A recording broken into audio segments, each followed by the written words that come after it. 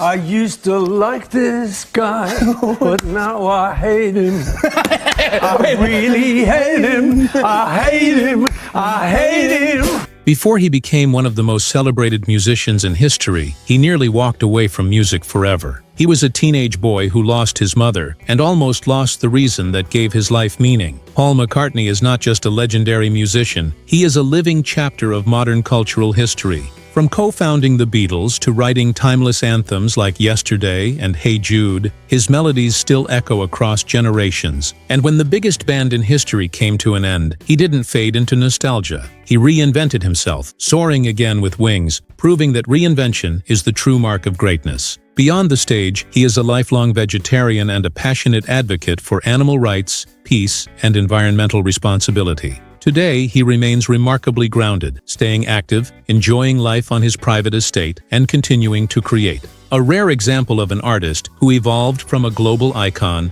to a thoughtful family man without ever losing his creative soul. James Paul McCartney was born 18th of June 1942 in Liverpool, England, a city still scarred by war, sirens, and uncertainty. His father, Jim McCartney, was a former jazz musician who played piano and trumpet, and his mother, Mary McCartney, worked long hours as a nurse and midwife. He grew up with his younger brother, Michael McCartney, in a humble working-class family, where money was tight, but discipline and love were strong. Music entered Paul's life at a young age. His father encouraged him to listen, rather than forcing him to learn, and this freedom was crucial. Paul learned to play by ear, absorbing melodies intuitively, a skill that would later define his songwriting genius. But his childhood wasn't all warmth and harmony. In 1956, when Paul was just 14 years old, his mother Mary died from breast cancer. The loss left a deep silence in the house that never fully went away and forced him to grow up quickly. That pain shaped his music for years to come. Many of his later songs carry echoes of longing, tenderness, and raw emotional honesty. Now music became his refuge. His father gave him a trumpet as a gift, but Paul soon switched to guitar because he wanted to sing at the same time. That simple choice changed music history. Being left-handed, he strung and played the guitar upside down, creating the unique style that would define his sound. At school, he was bright but restless. He went to the Liverpool Institute, where rules often lost to his imagination.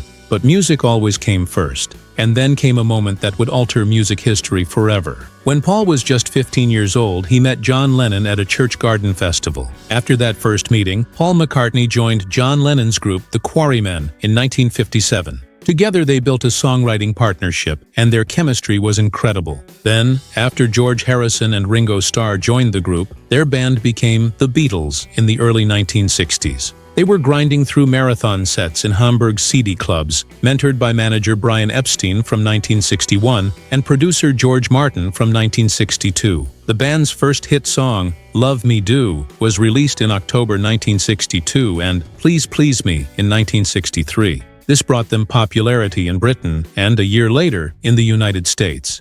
The fan hysteria became known as Beatlemania, and the press sometimes referred to McCartney as the cute Beatle.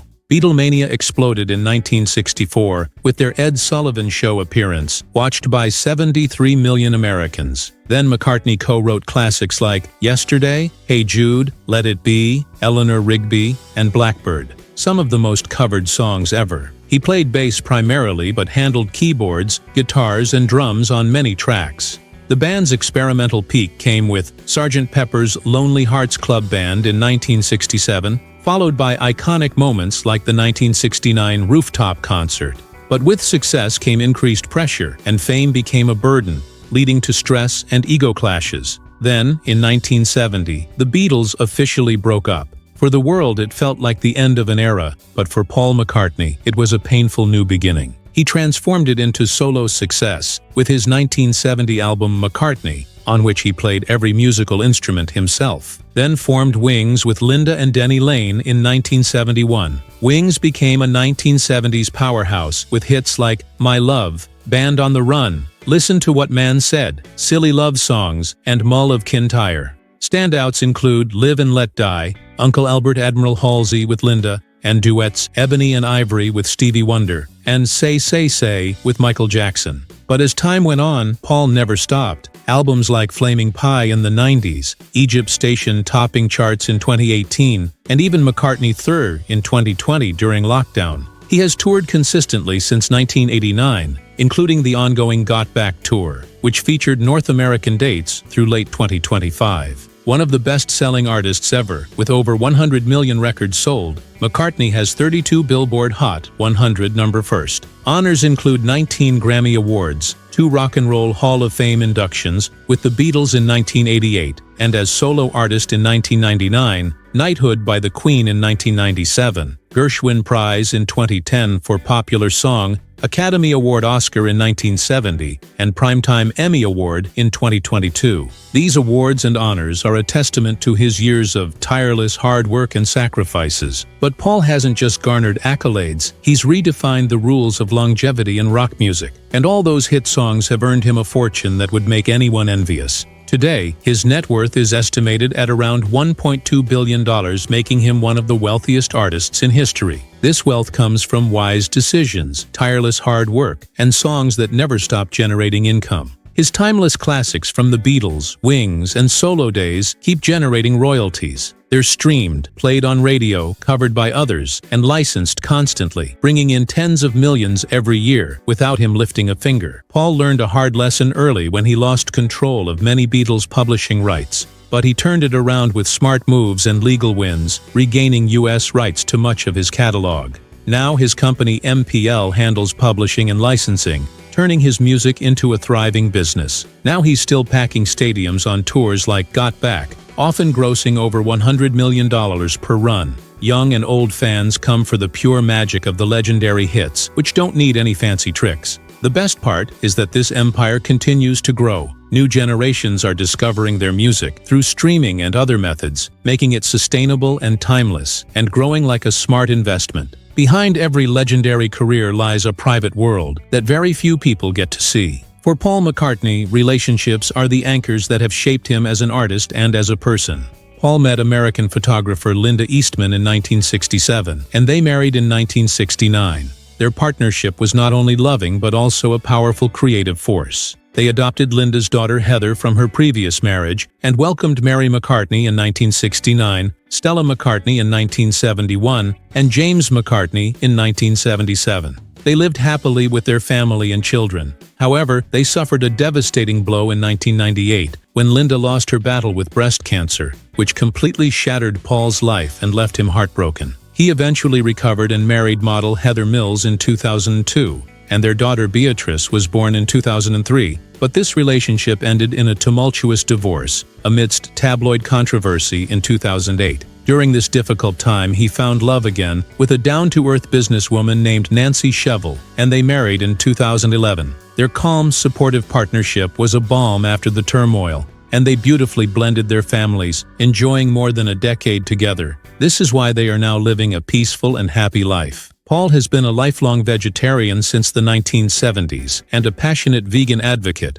starring in iconic PETA campaigns that inspired millions. Seeing lambs playing in a field sparked a lifelong passion for vegetarianism in them. This led to their dedication to animal rights and their co-founding of Meat Free Monday. His favorite hobbies are painting bold abstracts and portraits. He's been creating art since the 80s, with works exhibited at London's Royal Academy and sold for thousands at charity auctions. Gardening keeps him grounded too, tending organic plots on his farms, alongside yoga, long hikes, and horse riding. But style-wise, he rocks effortless cool, tailored Savile Row suits or blazers paired with cozy knits and vintage tees, often from his daughter Stella's sustainable fashion line. He loves rare guitars and priceless Beatles memorabilia, and he adores his rescue dogs, which include Jack Russells, Spaniels, and other breeds, and takes them for walks in the village. Unlike celebrities who buy sprawling mansions as status symbols, Paul chose properties that reflect who he truly is.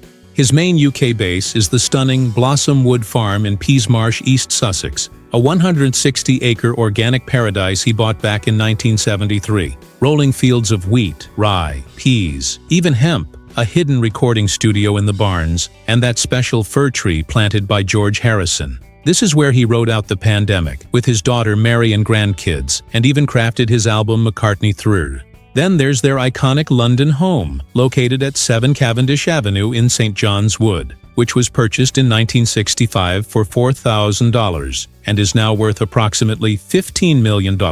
Just steps from Abbey Road Studios, with high walls for privacy, lush gardens, and a pool where he hosted his wedding reception with Nancy. This is the heart of the Beatles' history. This is where the songs were created, and it's a perfect urban retreat for legends who loved the city. Across the ocean, they own a 151-acre ranch in Tucson, Arizona, which they bought together with Linda in 1979 for peaceful and relaxing desert getaways. This is a magnificent oasis offering horseback riding, river views, a helipad, and a retreat away from the limelight. Paul also owns a magnificent mansion in Beverly Hills, California, befitting his Hollywood lifestyle, valued at approximately $20 million.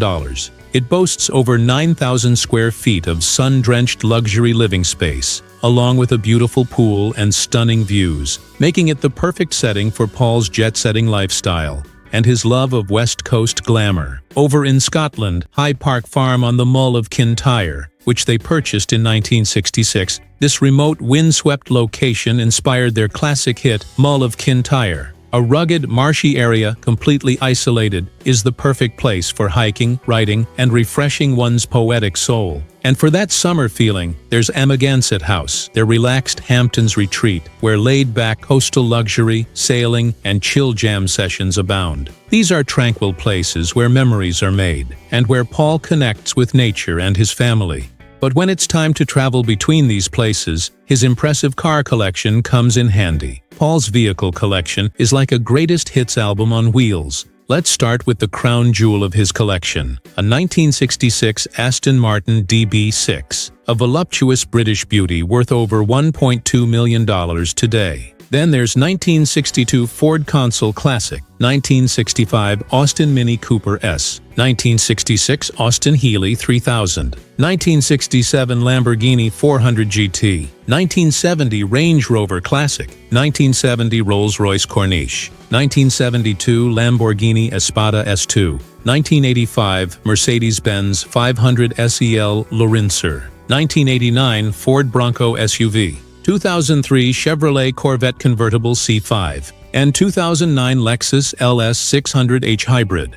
This collection doesn't include any motorcycles, luxury yachts, or jets, but these cars are time machines, each one evoking memories of the roads they've traveled. Today, Sir Paul McCartney is 83 years old, and still rocking harder than most artists half his age. He wrapped the Got Back tour with a massive North American run, kicking off in Palm Desert and blasting through sold-out arenas in Las Vegas, Albuquerque, Nashville, and many other cities, capping it off with 2 explosive nights in Chicago. Fans went wild, singing every word across generations, and Paul called the crowds spectacular.